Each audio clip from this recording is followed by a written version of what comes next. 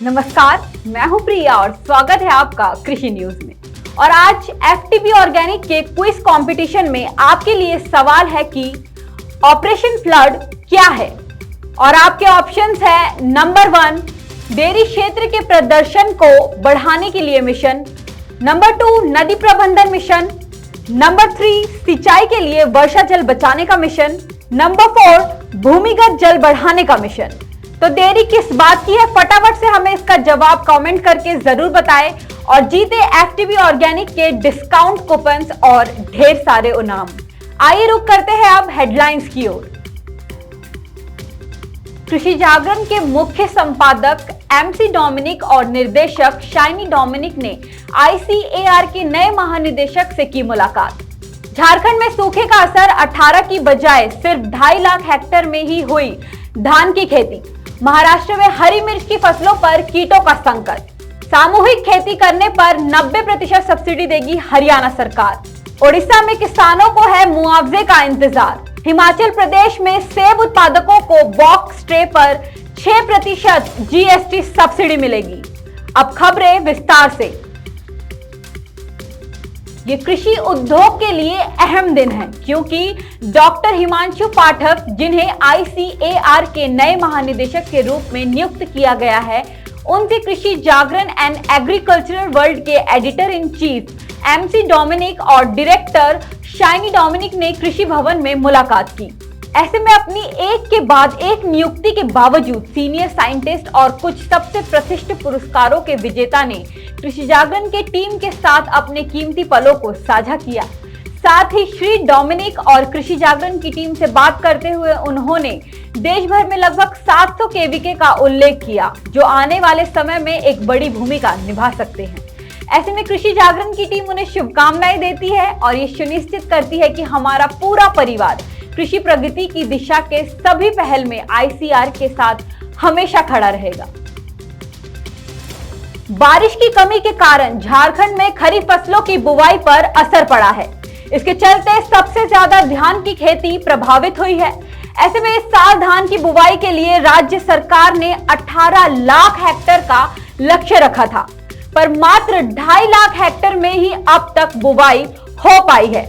भारतीय मौसम विज्ञान विभाग द्वारा राज्य में सामान्य बारिश की भविष्यवाणी की गई थी, पर बारिश को लेकर हालात ऐसे बने कि अब राज्य में सूखे जैसे हालात पैदा हो गए हैं। राज्य में सूखे की आहट के साथ ही किसानों के चेहरे पर मायूसी छाई है। हालांकि पिछले 2 दिनों में हुई बारिश के कारण निराश किसानों को थोड़ी उम्मीद जगी है। महाराष्ट्र में इस बार जुलाई के महीने में भारी बारिश हुई है। इसका असर लगभग सभी खरीफ फसलों पर पड़ा है। निचले क्षेत्रों के साथ ही कई इलाकों में फसल अभी भी पानी में डूबी हुई है। जून महीने में बिल्कुल बारिश नहीं होना और जुलाई में भारी बारिश होने से किसानों को काफी ज्यादा नुकसान का सामना करना पड़ा है। इसके साथ ही भंडारा जिले में हरी मिर्च की खेती बड़े पैमाने पर की जाती है। इस साल जिले के पावनी, तुमसुर, मोहाड़ी और शकोली क्षेत्रों में धान के साथ मिर्च की बुवाई की गई है। इसके अलावा किसानों ने बताया कि बारिश के कारण मिर्च की फसल पर बीमारी और कीटों का प्रकोप बढ़ गया है। किसानों के सामने एक नया संकट आ गया है। मिर्च का पौधा खराब हो रहा है, इसीलिए किसानों का कहना है कि उत्पादन की बात छोड़िए, लागत तक निकाल पाना मुश्किल हो गया है। हरियाणा सरकार ने किसानों से कहा है कि सामूहिक खेती करके ज्यादा मुनाफा कमाया जा सकता है। सामूहिक खेती पर 90% तक की सब्सिडी का प्रावधान किया गया है। कृषि मंत्री जयप्रकाश दलाल ने इसके लिए फार्मर प्रोड्यूसर ऑर्गेनाइजेशन यानी कि एफपीओ का गठन करने का आह्वान किया। आपको बता दें, एफपीओ के माध्यम से किसानों को तकनीकी, मार्केटिंग, लोन, प्रोसेसिंग और सिंचाई जैसी सुविधाएं प्रदान की जाती है। इस योजना के माध्यम से किसान लोन भी ले सकते हैं। ऐसे में किसान अपने उत्पाद बेचना सीख लेंगे तो आमदनी अपने आप बढ़ जाएगी।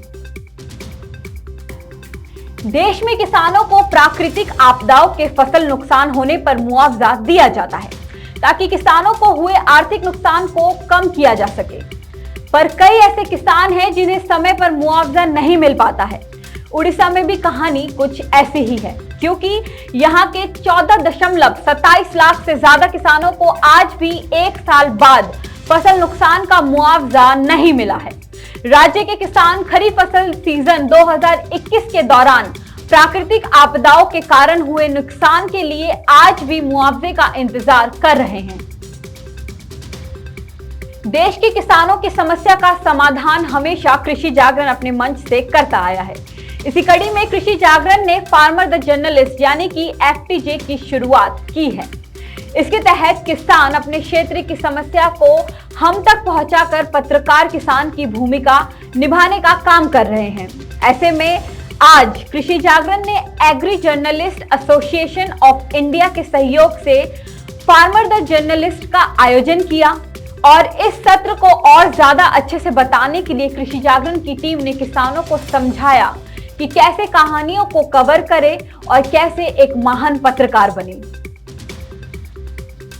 हिमाचल सरकार ने फैसला लिया है कि राज्य के उन सभी बागवानों को बागवानी विभाग और HPMC के माध्यम से गुड्स एंड टैक्स सर्विसेज यानी कि GST पर 6% की सब्सिडी उपलब्ध कराई जाएगी, जिस राज्य ने इस साल 1 अप्रैल के बाद सेब के डिब्बे और ट्रे खरीदे थे।